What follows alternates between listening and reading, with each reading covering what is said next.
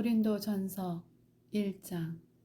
하나님의 뜻에 따라 그리스도 예수의 사도로 부르심을 받은 나 바울과 형제 소스데네는 고린도에 있는 하나님의 교회와 그리스도 예수 안에서 거룩하게 된 사람들에게 이 편지를 씁니다. 여러분은 방방 곳곳에서 우리 주 예수 그리스도의 이름을 부르는 모든 사람들과 함께 거룩한 사람으로 부르심을 받았습니다. 예수 그리스도는 우리의 주님이시며 또한 이 모든 사람들의 주님이 되십니다. 하나님 우리 아버지와 우리 주 예수 그리스도께서 여러분에게 은혜와 평강을 주시기를 바랍니다. 그리스도 예수 안에서 여러분에게 주신 하나님의 은혜로 말미암아 나는 늘 하나님께 감사드립니다. 여러분은 예수 그리스도 안에서 모든 말하는 것과 모든 지식 등 모든 면에서 풍성하게 되었습니다. 내가 이렇게 말씀드리는 것은 그리스도에 관하여 증언한 것이 여러분 안에서 확고해졌기 때문입니다. 그러므로 여러분은 영적인 선물을 부족함 없이 받으며 우리 주 예수 그리스도께서 나타나실 것을 간절히 바라고 있습니다. 예수님께서는 여러분을 세상 끝날까지 굳세게 지켜 우리 주 예수 그리스도의 날에 흠이 없는 사람이 되게 하실 것입니다. 여러분을 부르셔서 그의 아들이신 우리 주 예수 그리스도와 사귐을 갖게 하신 하나님은 신실하십니다. 성도 여러분, 우리 주 예수 그리스도의 이름으로 여러분에게 호소합니다. 모두 의견을 합하고 여러분 사이에 편을 나누지 마십시오. 같은 마음과 같은 생각을 가지고 하나가 되십시오. 나의 성도 여러분, 근로의 집에서 온 사람들이 나에게 여러분 사이에 다툼이 있다는 소식을 전해 주었습니다. 내용은 이렇습니다. 여러분이 저마다 나는 바울을 따른다. 나는 아볼로를 따른다. 나는 베드로를 따른다. 심지어 나는 그리스도를 따른다고 말한다니 도대체 그리스도가 아니었습니까? 바울이 여러분을 위해 십자가에 못 박혔습니까? 아니면 여러분이 바울의 이름으로 세례를 받았습니까? 내가 그리스보와 가이오 두 사람 외에는 여러분 중 어느 누구에게도 세례를 주지 않아 하나님께 감사합니다. 그러므로 여러분 중에서 어느 누구도 바울의 이름으로 세례를 받았다고 말할 수 없을 것입니다. 그러고 보니 내가 스데바나의 가정에도 세례를 준 적이 있습니다. 하지만 이들 외에는 아무에게도 세례를 준 기억이 없습니다. 그리스도께서 나를 보내신 것은 세례를 주기 위해서가 아니라 복음을 전하도록 하기 위해서였습니다. 그것은 인간의 지혜로운 말로 하라는 것이 아니었습니다. 그리스도의 십자가가 그 능력을 잃지 않게 하려는 것입니다. 십자가에 관한 말씀이 멸망할 사람들에게는 어리석은 것에 불과하지만 구원받은 우리에게는 하나님의 능력입니다. 성경에 이렇게 기록되어 있습니다. 내가 지혜로운 사람들의 지혜를 멸하고 지식 있는 사람들의 지식을 물리치리라. 지혜 있는 사람이 어디에 있으며 학자가 어디에 있습니까? 이 시대의 변론가가 어디에 있습니까? 하나님께서 이 세상의 지혜를 어리석게 하지 않으셨습니까? 세상이 자기의 지혜를 통해서는 하나님을 알지 못하게 하신 것이 하나님의 지혜입니다. 그래서 하나님께서는 우리가 전하는 어리석어 보이는 말씀 선포로 믿는 사람들을 구원하기를 기뻐하셨습니다. 유대인들은 표적을 요구하고 그리스인들은 지혜를 찾습니다. 하지만 우리 그리스도께서 십자가에 못 박히셨다고 전합니다. 이것이 유대인들에게는 걸려 넘어지게 하는 것이요 이방인들에게는 어리석은 것이지만 유대인이 되었든지 그리스인이 되었든지 부르심을 받은 사람들에게 그리스도는 하나님의 능력이며 하나님의 지혜입니다. 하나님의 어리석음이 사람의 지혜보다 더 지혜로우며 하나님의 약함이 사람의 강함보다 더 강합니다. 성도 여러분, 하나님께서 여러분을 부르셨을 당시 여러분의 모습이 어떠했는지 생각해 보십시오. 세상의 표준으로 볼 때 지혜 있는 사람이 많지 않았고 권력 있는 사람도 많지 않았으며 가문 좋은 사람도 많지 않았습니다. 그러나 하나님께서는 지혜로운 것들을 부끄럽게 하시려고 세상의 미련한 것들을 선택하셨고, 강한 것들을 부끄럽게 하시려고 세상의 약한 것들을 선택하셨습니다. 하나님께서는 세상의 비천한 것들과 멸시받는 것, 그리고 아무것도 아닌 것들을 선택하여 유력한 것들을 멸하셨습니다. 이것은 하나님 앞에서 어느 누구도 자랑하지 못하게 하기 위해서였습니다. 그러나 여러분은 이러한 하나님에게서 나서 예수 그리스도 안에 있게 되었습니다. 예수님은 하나님께로부터 오는 우리의 지혜와 의와 거룩함과 구속이 되셨습니다. 그러므로 성경에 기록되었듯이 자랑하는 자는 주님 안에서 자랑하십시오. 2장 성도 여러분, 나도 여러분에게 가서 하나님의 비밀을 전하였을 때 웅변술이나 탁월한 지혜를 가지고 전한 것이 아니었습니다. 그것은 내가 여러분과 함께 있는 동안에는 예수 그리스도와 그분께서 십자가에 못 박히셨다는 것 이외에는 아무것도 알지 않기로 굳게 결심했기 때문입니다. 사실 내가 여러분에게 갔을 때 나는 약하였고 두려웠으며 몹시 떨었습니다. 내가 전한 말이나 선포한 것들은 지혜롭고 설득력 있는 말들이 아니라 성령의 능력을 드러내는 것이었습니다. 이렇게 한 것은 여러분의 믿음을 사람의 지혜가 아니라 하나님의 능력에 두게 하려는 것이었습니다. 그러나 우리는 성숙한 사람들 사이에서는 지혜를 말합니다. 이 지혜는 이 세상의 지혜가 아니며 이 세상에서 멸망해 버릴 통치자들의 지혜도 아닙니다. 우리가 말하는 지혜는 하나님이 비밀 가운데 있는 지혜입니다. 이것은 감춰졌던 것이며 하나님께서 우리의 영광을 위해 창조전에 미리 정하신 지혜입니다. 이 시대의 통치자 중 어느 누구도 이 지혜를 깨닫지 못했습니다. 그들이 깨달았다면 영광의 주님을 십자가에 못 박지 않았을 것입니다. 성경에 이렇게 기록되어 있습니다. 하나님께서 자기를 사랑하는 자들을 위해 준비해 두신 것을 눈으로 보지 못하였고 귀로 듣지 못하였으며 마음으로 깨닫지 못하였다. 하나님께서는 성령을 통하여 이 지혜를 우리에게 계시하셨습니다. 왜냐하면 성령님께서 모든 것을 심지어 하나님의 깊은 것까지도 속속들이 살피시기 때문입니다. 어떤 사람이 생각하고 있는 것을 그 사람 속에 있는 영이 아니고서야 누가 알 수 있겠습니까? 이와 마찬가지로 하나님의 생각도 하나님의 성령만이 아실 수 있습니다. 하나님께서 우리에게 은혜로 주신 것들을 알기 위해 우리는 세상의 영이 아니라 하나님께로부터 오는 성령을 받았습니다. 우리는 사람의 지혜에서 배운 말로 말하지 않고 성령으로부터 가르침받은 말씀으로 말합니다. 성령님께 속한 것은 성령에 속한 것으로 설명해야 하기 때문입니다. 성령에 속하지 않은 사람은 하나님의 성령에 속한 것들을 받아들이지 않습니다.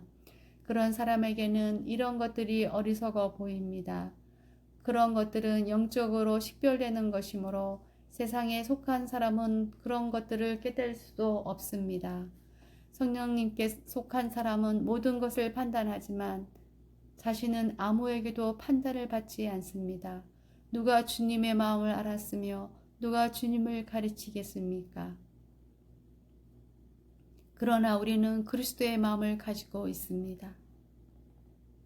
3장 성도 여러분, 이전에 나는 성령에 속한 사람에게 말하듯이 여러분에게 할 수가 없어서 세상에 속한 사람을 대하듯, 다시 말해서 그리스도 안에서 어린아이를 대하듯 말할 수밖에 없었습니다. 그때 나는 여러분에게 단단한 음식이 아니라 우유를 먹였습니다. 여러분이 단단한 음식을 먹을 준비가 전혀 되어 있지 않았기 때문에 지금도 여전히 받을 준비가 되어 있지 않습니다. 여러분은 아직도 세상에 속해 있습니다. 시기와 다툼이 여러분 안에 있으니 이것이 바로 세상에 속한 것이고 세상 사람들처럼 행동하는 것이 아닙니까? 어떤 사람이 나는 바울파다 라고 말하자 다른 사람은 나는 아볼로파다 라고 말하고 있으니 세상에 속한 사람이 아니면 무엇이겠습니까? 도대체 아볼로가 무엇이고 바울이 무엇입니까?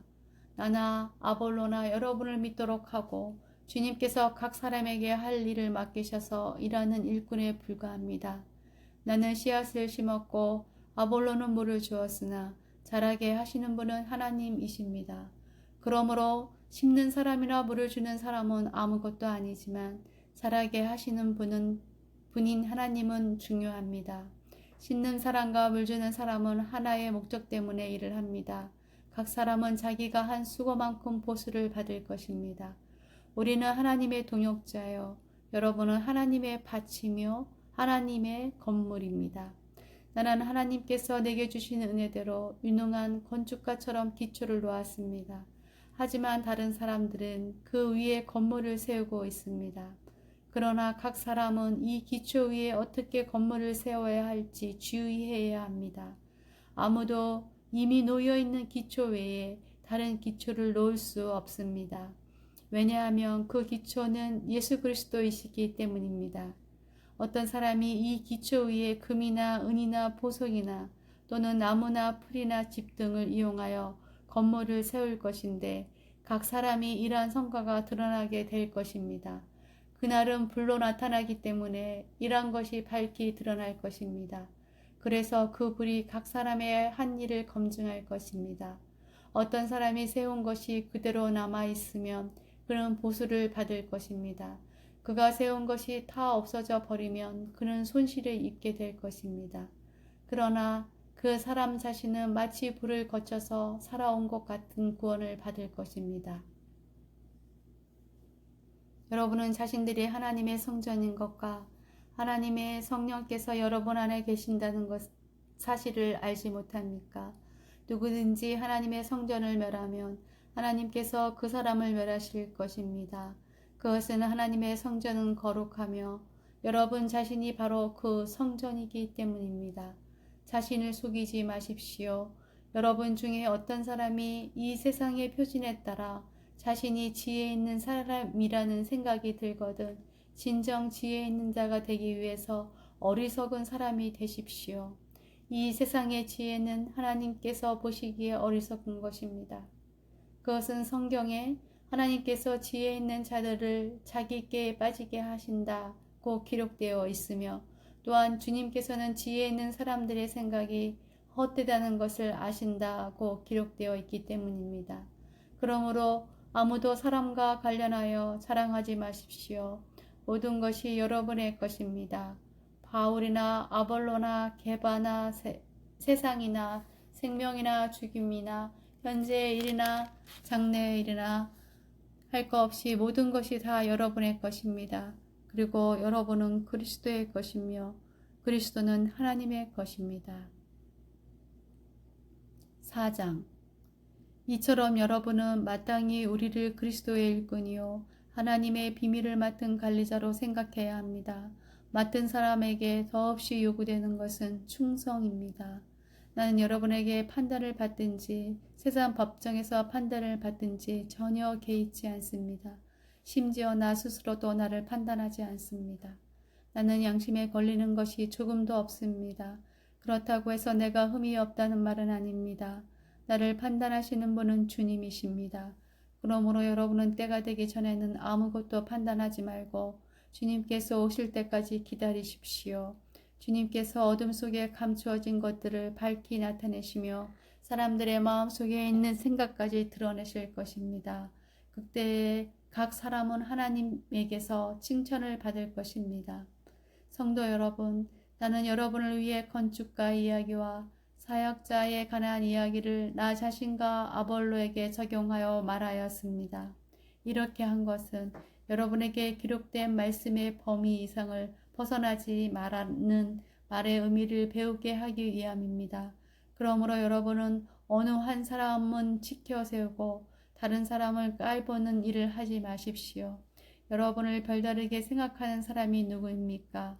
여러분이 하나님께로부터 받지 않은 것이 무엇이 있습니까? 모두 받은 것인데 왜 받지 않은 것처럼 자랑하고 있습니까? 여러분은 벌써 배가 불렀습니다. 이미 부자가 되었습니다. 우리 없이도 이미 여러분은 왕노릇을 하였습니다. 우리도 여러분과 함께 왕노릇 할 수 있도록 차라리 여러분이 진짜 왕이었으면 좋겠습니다. 내 생각에는 하나님께서 우리 사도들을 마치 사형 선고를 받은 사람처럼 맨 꼴찌로 내놓은 것 같습니다. 그래서 우리는 세상과 천사들과 사람들에게 구경거리가 되었습니다. 우리는 그리스도를 위하여 어리석은 사람이 되었습니다만 여러분은 그리스도 안에서 지혜로운 사람이 되었습니다. 우리는 약하지만 여러분은 강합니다.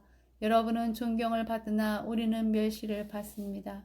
지금 이 순간까지 우리는 굶주리고 목마르고 헐벗고 매맞고 집 없이 떠돌아다니면서 우리의 손으로 힘써서 일하였습니다. 우리는 저주를 받지만 축복해주고 핍박을 당하여도 참고 인내하며 모욕을 당하여도 다정한 말로 대답하였습니다. 바로 이 순간까지 우리는 세상의 쓰레기와 만물의 찌꺼기가 되었습니다. 여러분을 부끄럽게 하려고 이 글을 쓰고 있는 것은 아닙니다. 오히려 여러분을 내 사랑하는 자녀로 생각하여 훈계하기 위해 쓰고 있습니다.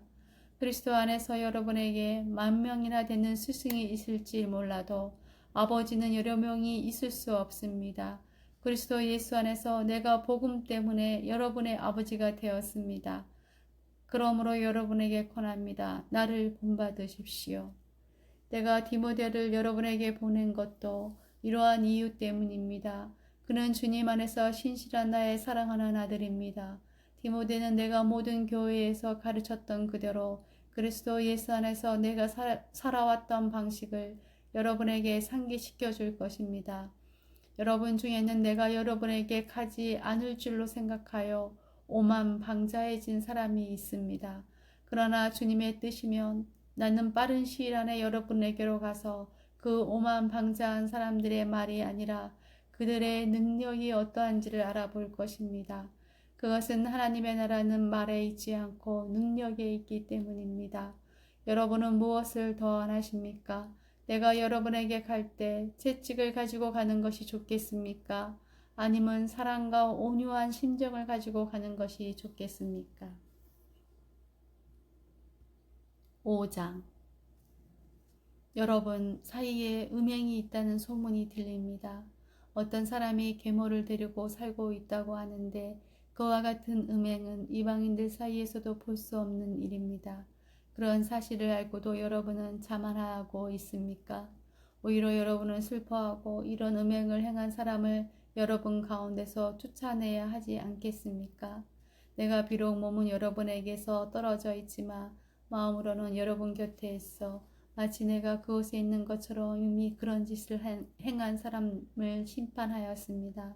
여러분이 우리 주 예수님의 이름으로 함께 모이고 나의 마음이 우리 주 예수님의 권능으로 여러분과 함께 있으니 그 사람을 사탄에게 내어주어 그 사람의 죄의 본성은 멸망당하더라도 영혼은 우리 주님의 날에 구원받게 해야 할 것입니다.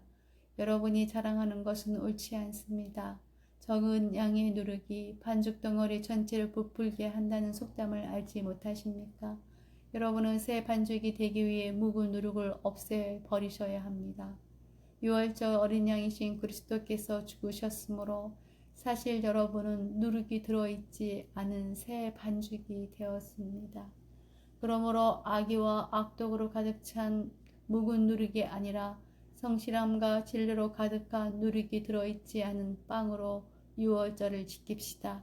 나는 이미 편지에 음행하는 사람과 사귀지 말라고 썼습니다.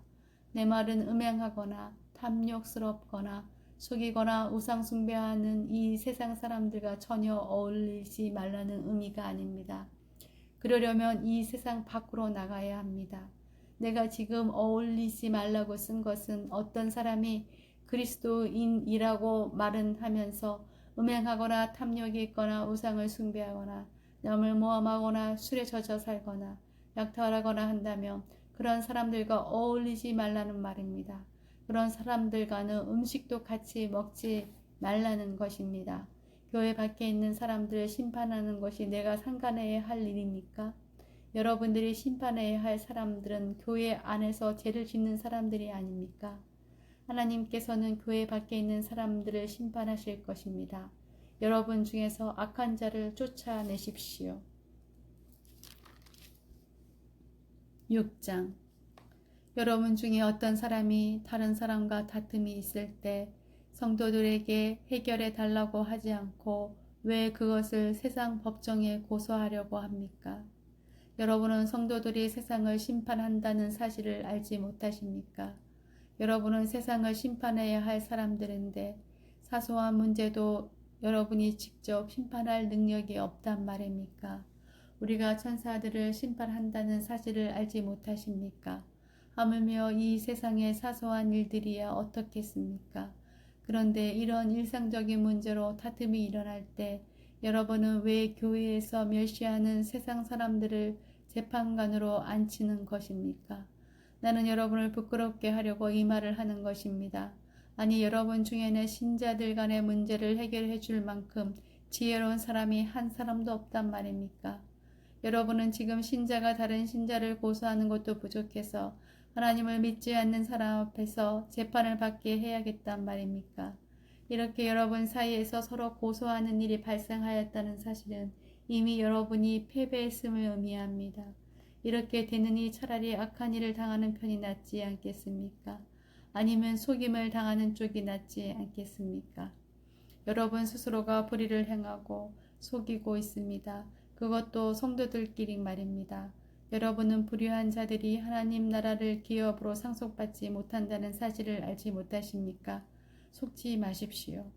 음행하는 사람이나 우상 숭배하는 사람이나 간음하는 사람이나 남자로서 몸을 파는 사람이나 동성연애를 하는 사람이나 도둑질하는 사람이나 탐욕이 가득한 사람이나 술에 젖어 사는 사람이나 모함하는 사람이나 약탈하는 자들은 하나님의 나라를 기업으로 상속받지 못할 것입니다. 여러분 중에 여기에 속한 사람들이 있었습니다. 그러나 여러분은 우리 주 예수 그리스도의 이름과 우리 하나님의 성령으로 씻음을 받고 거룩해졌으며 의롭다함을 받았습니다. 내게는 무엇이든지 할 수 있는 자유가 있다. 이것은 여러분이 내세우는 표어입니다. 맞습니다. 하지만 모든 것이 다 유익한 것은 아닙니다.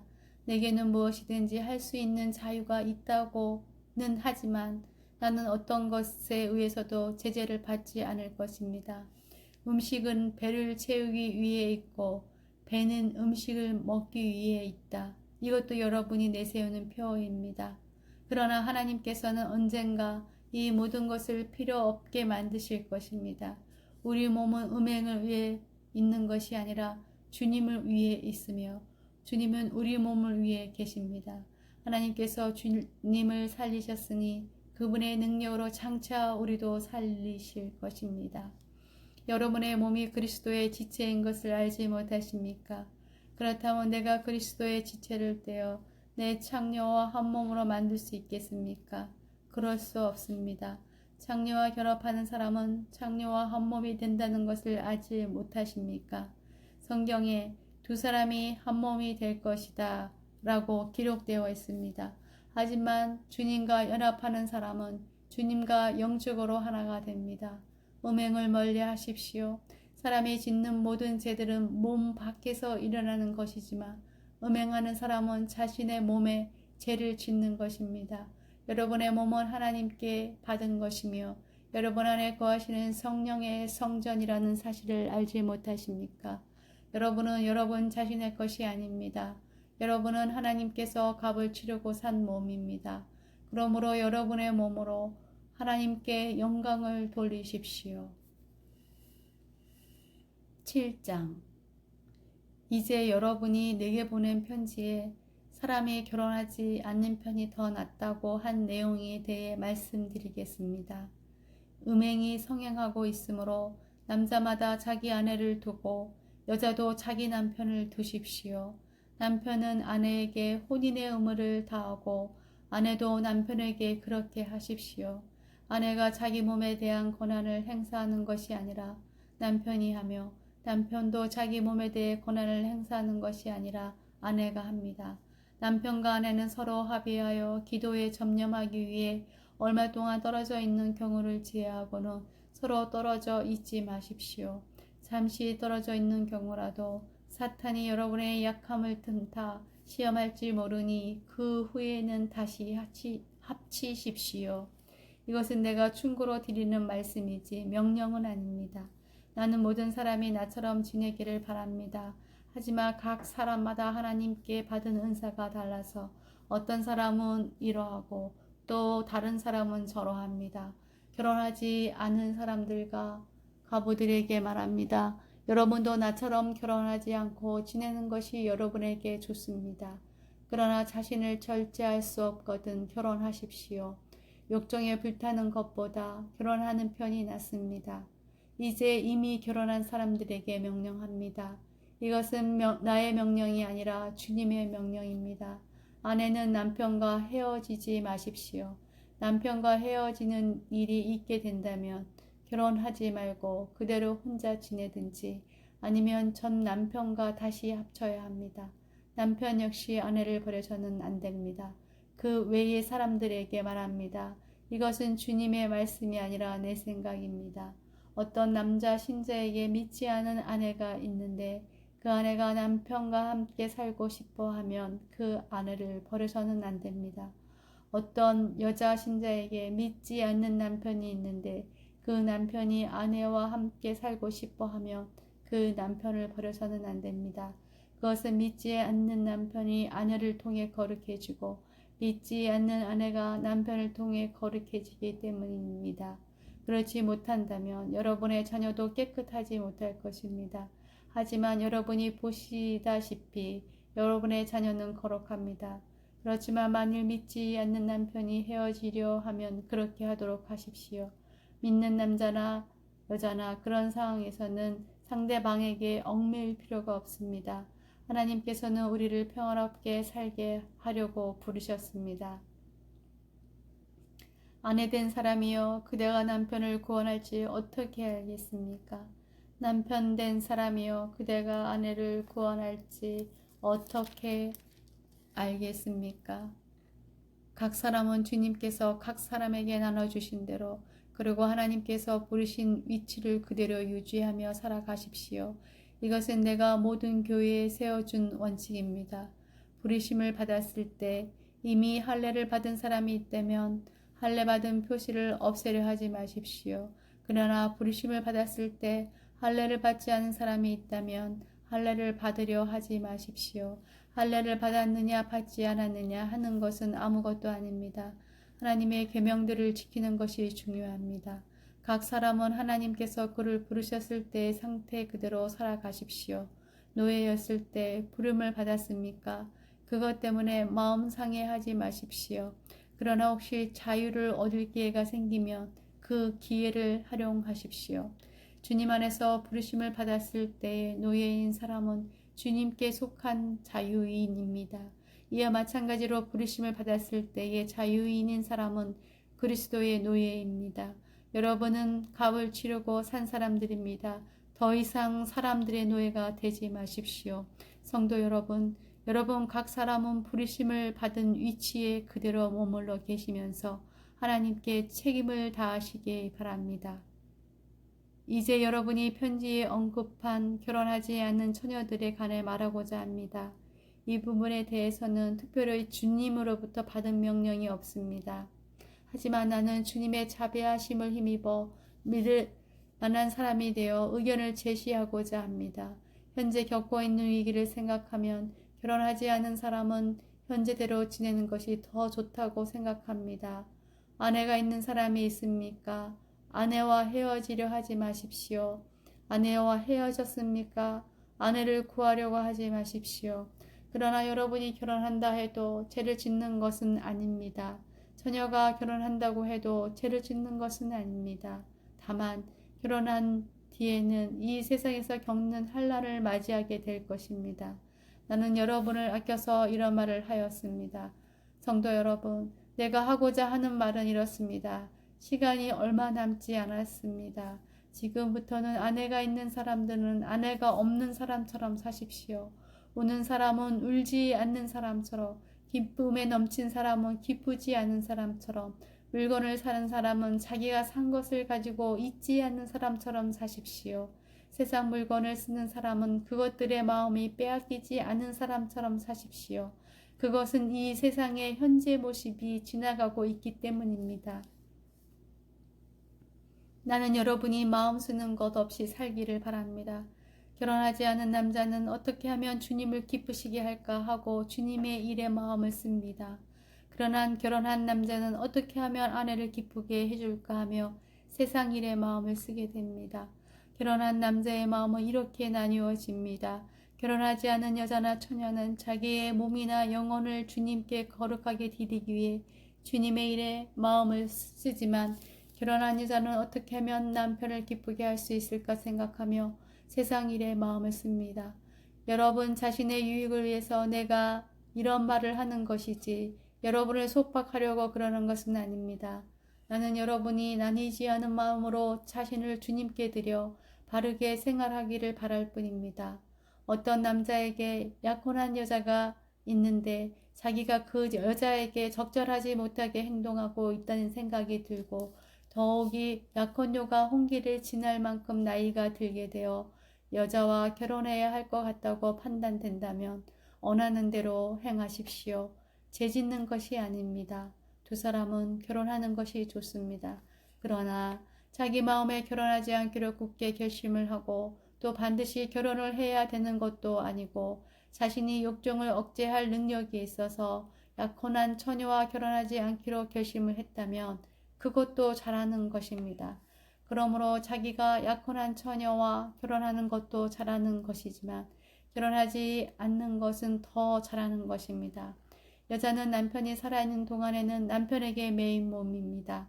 그러나 남편이 죽으면 자기가 원하는 사람과 자유롭게 결혼할 수 있습니다. 단 남편 될 사람은 반드시 주님을 믿는 사람이어야 합니다. 이것은 내 판단입니다만 그런 여자는 재혼하지 않고 혼자 지내는 것이 더 행복할 것 같습니다. 나에게도 하나님의 성령이 있다고 생각합니다. 8장 이제 우상에게 제물로 바친 음식을 먹는 문제에 대해 말씀드리겠습니다. 여러분이 우리는 다 지식이 있다고 주장하는 것을 우리는 알고 있습니다. 그러나 지식은 교만하게 하고 사랑은 덕을 세운다는 사실입니다. 어떤 사람이 자기가 무엇인가 안다고 생각하며 그 사람은 마땅히 알아야 할 것을 아직 모르고 있는 사람입니다. 그러나 그 사람이 하나님을 사랑하면 하나님께서도 그 사람을 알아주십니다. 이제 우상에게 제물로 바친 음식을 먹는 문제에 대해 이야기해 봅시다. 우리는 세상에서 우상이란 아무것도 아니며 하나님은 오직 한 분뿐이라는 사실을 알고 있습니다. 하늘에나 땅에나 신이라는 불리는 존재가 많이 있고 사실 많은 신이 있으며 많은 주가 있지만 우리에게는 아버지가 되시는 하나님 한 분만 계십니다. 만물이 그분에게서 나왔고 우리는 그분을 위해 살고 있습니다. 또 주 예수 그리스도도 한 분만 계십니다. 만물이 그분 때문에 창조되었고 우리도 그분 때문에 살고 있습니다. 그런데 누구나 이러한 진리를 아는 것은 아닙니다. 사람들 중에는 아직도 우상을 숭배하는 습관이 남아 있어서 우상에 바친 음식을 먹을 때 그것이 우상에 바친 음식이라고 생각하며 먹는 사람들이 있습니다. 사람들의 양심은 약해졌고 더럽혀졌습니다. 그러나 우리를 하나님께 가까이 나아가게 하는 것은 음식이 아닙니다.